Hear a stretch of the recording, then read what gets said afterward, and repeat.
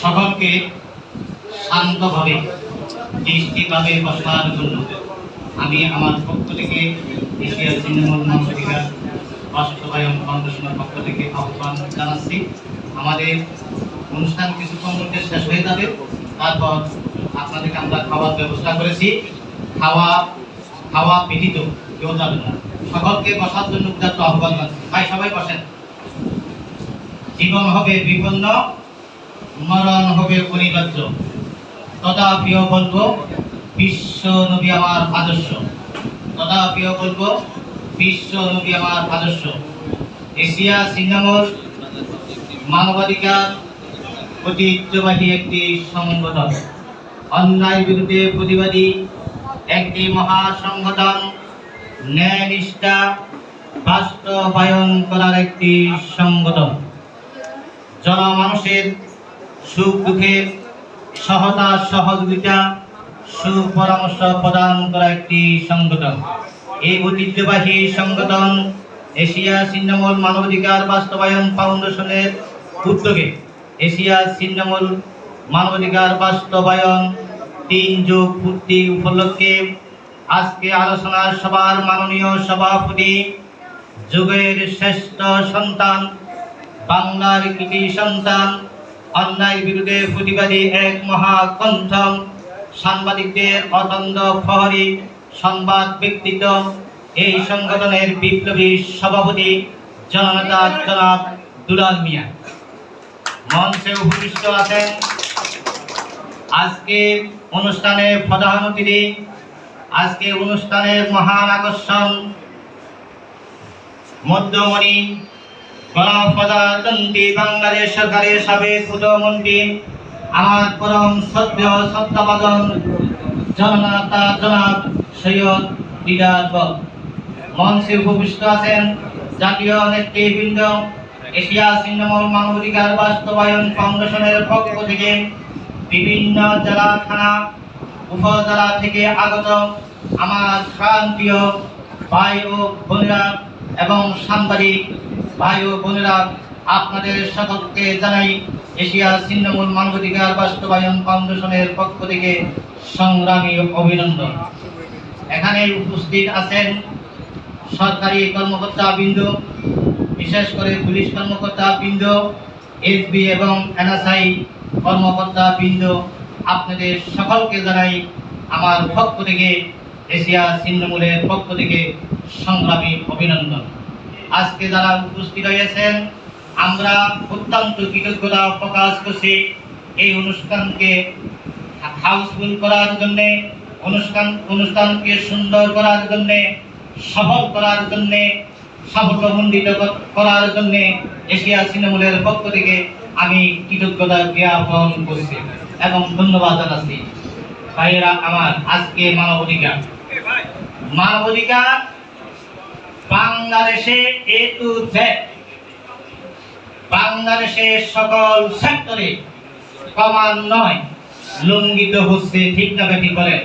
আপনারা জবাব দিলে আমি 2 মিনিট কথা বলতে আমার কাছে ভালো লাগে।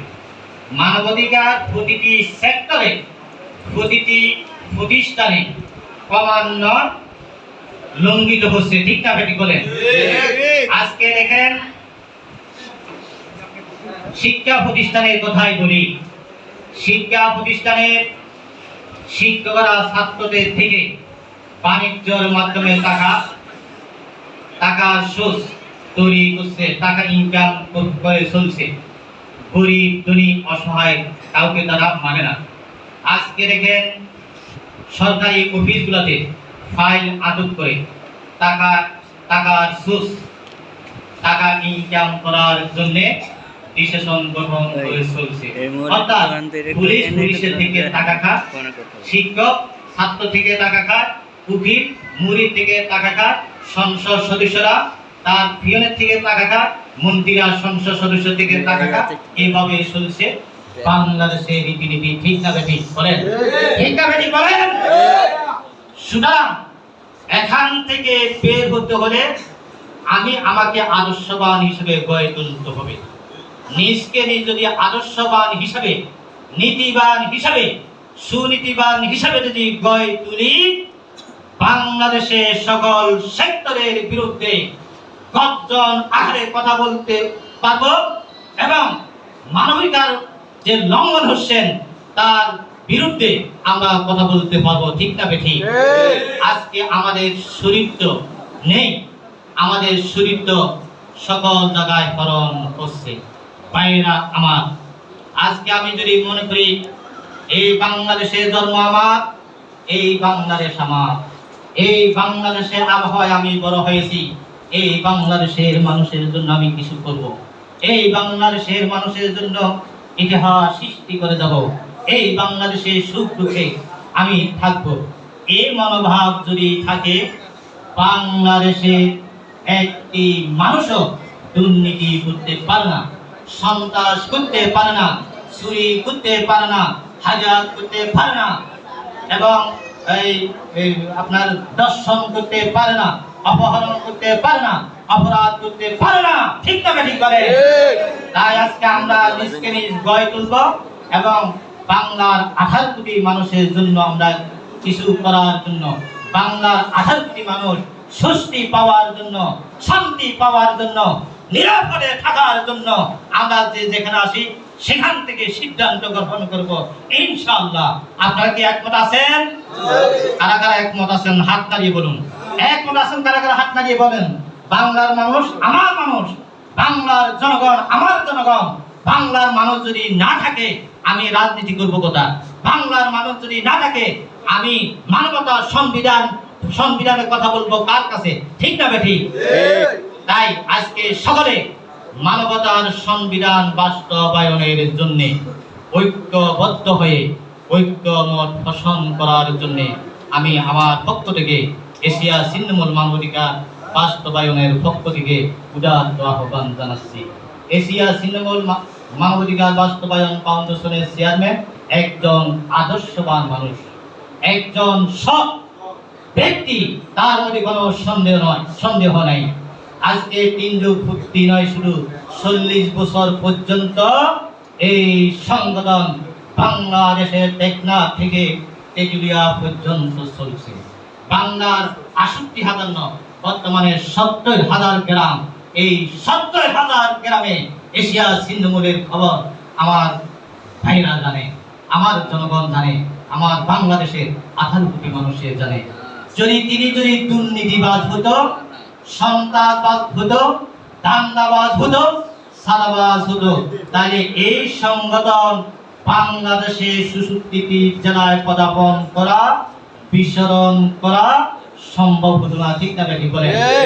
তাই এই সংগঠনের মাননীয় বিপ্লবী সভাপতি চেয়ারম্যান দুলাল মিয়াকে আমার পক্ষ থেকে সংগ্রামী অভিনন্দন জানাই। আমি ছোট্ট একটু স্লোগান দিব, আপনারা বলবেন দুলাল ভাই দুলাল ভাই। টেকনাফ থেকে তেঁতুলিয়া, দুলাল ভাই দুলাল ভাই।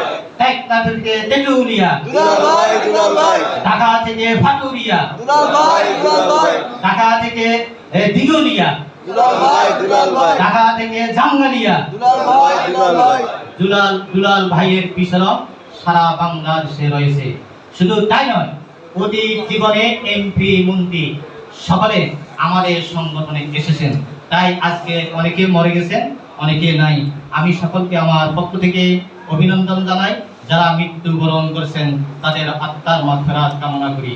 দ্বিতীয় কথা হলো, আজকে বাংলাদেশে আমাদের 18 কোটি মানুষের অভিভাবক, বাংলার শ্রেষ্ঠ সন্তান এবং এশিয়া মহাদেশের অন্যতম মান অর্থনীতিবিদ ডক্টর মোহাম্মদ ইউনূস সাহেবকে আমি জানিয়ে দিতে চাই, বাংলাদেশে যে অনদল চুরি ডাকাতি হাজার সহ অনৈতিক অপ্রীতিকর ঘটনা ঘটতেছে, তিনি এগুলা বন্ধ করতে হবে।